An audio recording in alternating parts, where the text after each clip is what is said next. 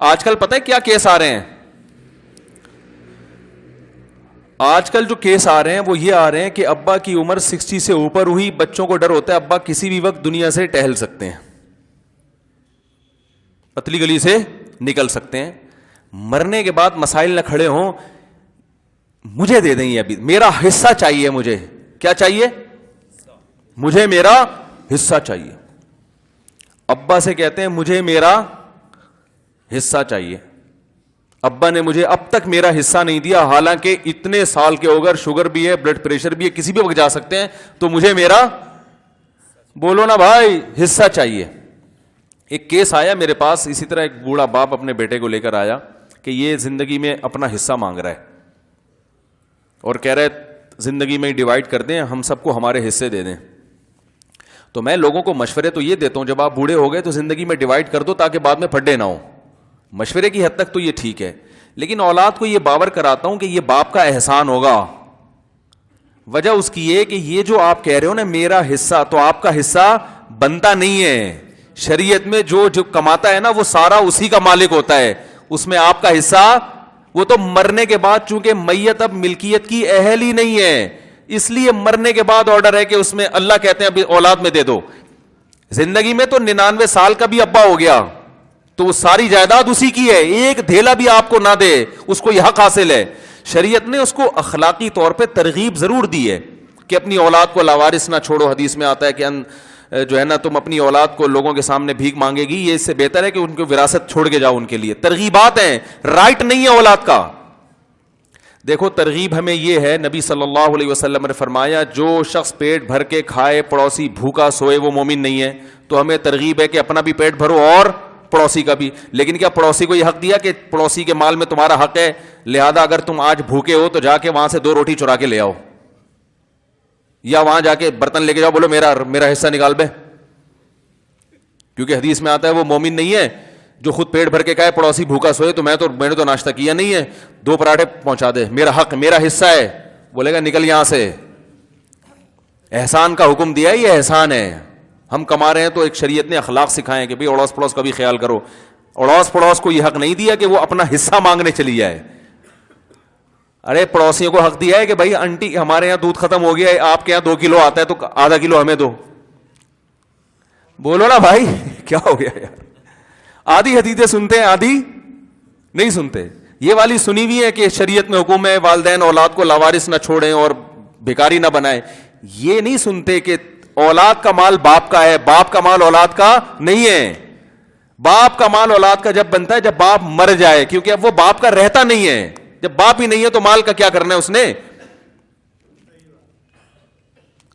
تو وہ بوڑھے باپ آئے میرے سامنے اپنے بیٹے کو لے کر, یہ مجھ سے حصہ مانگ رہے ہیں, مجھ سے حصہ مانگ رہے ہیں, مجھ سے حصہ مانگ رہے ہیں, تو میں کیا کروں.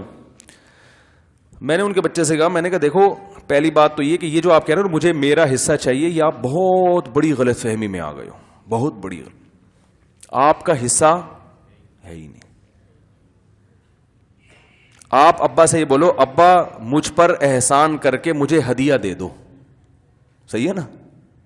کیا خیال ہے بھائی, اس کو گفٹ کہتے ہیں, تبھی اس پہ وراثت کے حکام بھی جاری نہیں ہوتے. خوب سمجھ لیں, زندگی میں جب باپ اپنی وراثت تقسیم کرتا ہے تو لیبل اس پہ وراثت کا ہوتا ہے, مگر شریعت اس کو وراثت نہیں مانتی. شریعت اس کو گفٹ اور ہبہ مانتی ہے. تبھی شریعت میں حکم ہے کہ زندگی میں جب تقسیم کریں گے تو برابر کرنا پڑے گا. بیٹی کو آدھا, بیٹے کو دگنا نہیں دیں گے, کیونکہ ہبہ میں رسول اللہ صلی اللہ علیہ وسلم سے صحیح حدیث منقول ہے کہ آپ نے اولاد میں برابری کا حکم دیا ہے.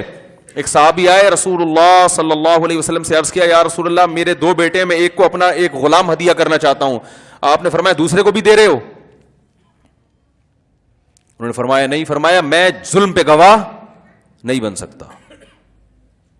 یہ تو ظلم کر رہے ہو, ایک بچے کو دے رہے ہو, اتنا نواز رہے ہو, غلام کی تو بڑی قیمت ہوا کرتی تھی. فرمایا میں نہیں, ظلم پہ میں گواہ نہیں بنوں گا. تو آپ مجھے بتائیں, جب آپ گھر میں روٹیاں کھلاتے ہیں تو بیٹے کو 2 روٹی اور بیٹی کو آدھی ایک کھلاتے ہیں؟ بولو نا یار کیا ہو گیا. دیکھو آپ جب مر گئے نا اور آپ کی وراثت میں 3 روٹیاں تھیں, خوب اچھی طرح بات سمجھیں, کچھ بھی نہیں ہے, 3 روٹیاں نکلی ہیں آپ کی وراثت میں, اور آپ کی اولاد, آپ کے وارثوں میں صرف ایک بیٹا اور ایک بیٹی ہے.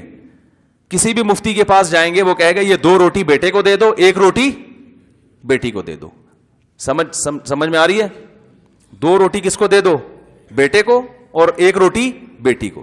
چاہے بیٹے کو بھوک زیادہ لگی ہو کم لگی ہو, اس سے اس کا کوئی تعلق نہیں. ضرورت کس کو زیادہ ہے کس کو کم ہے, اب یہ بحث ختم. وراثت جو ملتی ہے اس میں یہ نہیں دیکھا جاتا کہ کون مالدار ہے کون غریب ہے, ایک سب کو ایک جیسا حصہ ملتا ہے, بیٹی کو آدھا بیٹے کو دگنا. تو کسی نے وراثت میں واقعتاً 3 روٹیاں چھوڑی ہیں اور وہ مر گیا, اور وارثوں میں ایک بیٹا اور ایک بیٹی, بیوی نہیں ہے اس کی, تو ساری وراثت کہاں جائے گی؟ اولاد میں جائے گی نا, بیٹے اور بیٹی میں. اور اسلام نے حکم دیا, قرآن نے حکم دیا, مما قل منہ او کسر, میت زیادہ مال چھوڑ کے جائے یا کم مال, وراثت بہرحال تقسیم ہوگی.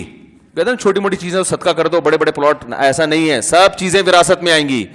تو اس لیے میں روٹی کی مثال دے رہا ہوں تاکہ اور اچھی طرح بات سمجھ میں آ جائے کہ روٹی اگر ہے نا تو وہ 2 روٹیاں آپ دیں گے بیٹے کو, 1 روٹی کس کو دیں گے؟ بیٹی کو. وہ کھائیں یا صدقہ کر دیں, جو مرضی کریں.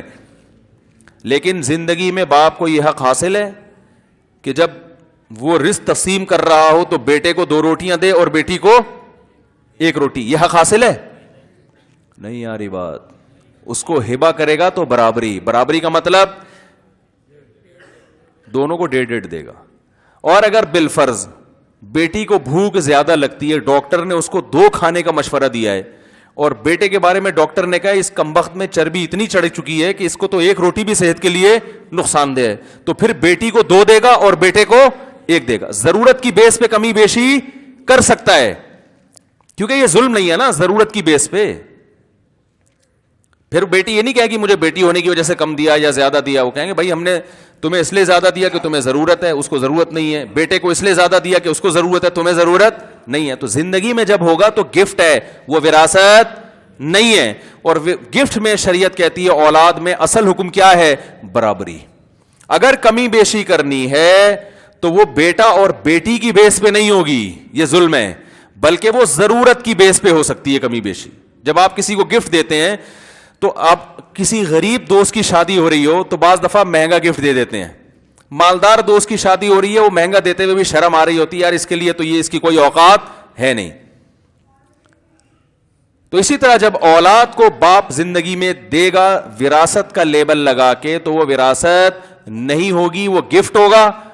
اور اس میں اس بیس پہ کمی بیشی کی جائے گی کہ ضرورت اگر کسی کو زیادہ ہے, ایک کو کھانے کو مل نہیں رہا, دوسرا ماشاءاللہ ٹھیک ٹھاک کما رہا ہے, تو باپ نے کہا چلو اس کو میں تھوڑا زیادہ دے دوں اس بیس پہ. لیکن وہ بھی باپ پر واجب نہیں ہے, احسان ہوگا ابا کا. تو جو بوڑھے باپ اور بیٹے آئے نا, تو وہ بیٹا کہنے لگا میرا حصہ. تو میں نے کہا پہلے تو آپ اپنا یہ کانسیپٹ کلیئر کریں, آپ کے دماغ میں جو ایک بات بیٹھ گئی ہے نا میرا حصہ آپ کا حصہ نہیں ہے, ایسی کوئی حدیث میرے علم میں نہیں ہے جس میں باپ کے مال کو بیٹے کا مال کہا ہو. میں نے کہا اس کے اپوزٹ حدیث ملتی ہے ہمیں, انتا ومالوکا لیابیک, تو بھی تیرا مال بھی باپ کا ہے. تو میں نے کہا اگر ابا آتے اور مجھ سے کہتے یہ میرا بیٹا ہے, اس سے کہیں کہ میرا حصہ مجھے دے, سارا دوستوں میں بیوی بچوں میں اڑا دیتا ہے, مجھے کچھ نہیں دیتا, تو یہ معقول مطالبہ ہوتا. ہائے ہائے ہائے ہائے ہائے, پولیس بھی نہیں بلا سکتے نا. میں نے بتایا تھا پولیس کو بلاؤں گا سمجھانے کے لیے, تو پولیس کو کون سمجھائے گا. کئی سال تک میں پولیس کی دھمکی دیتا رہا ہوں, لیکن مجھے یہ نہیں, میرا دماغ اس طرف گیا ہی نہیں کہ میں پولیس کو بلا کے آپ کو سمجھاؤں گا. تو کتنی کامن سینس کی بات ہے, جیسے میرا دماغ نہیں ہے, پولیس کو کون سمجھائے گا. بڑی یعنی حیرت ہے, مجھے اپنے اوپر حیرانگی ہو رہی ہے یار, اتنی بڑی بھول مجھ سے ہوئی ہے. میں بات بات میں آپ کو دھمکی دیتا تھا نا, نہیں سمجھ میں آ رہی تو پولیس کو بلواؤں گا, تو زیادہ واسطہ نہیں پڑا نا پولیس سے. اب جب واقعات سامنے آتے ہیں تو اندازہ ہوا کہ بھائی پولیس کو سمجھانا تو آپ کو سمجھانے سے زیادہ مشکل ہے.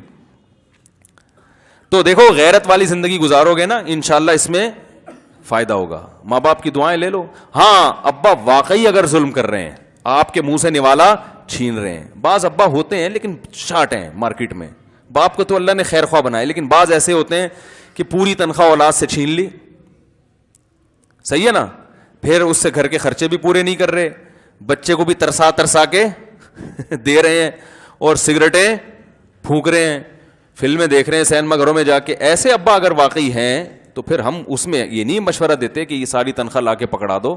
ظاہر ہے بیٹے کا بھی حق ہے, وہ اس نے آگے زندگی گزارنی ہے, اس نے آگے اس کی بھی اولاد ہوگی, تو وہ ایک الگ حساب ہے, لیکن جنرلی یہ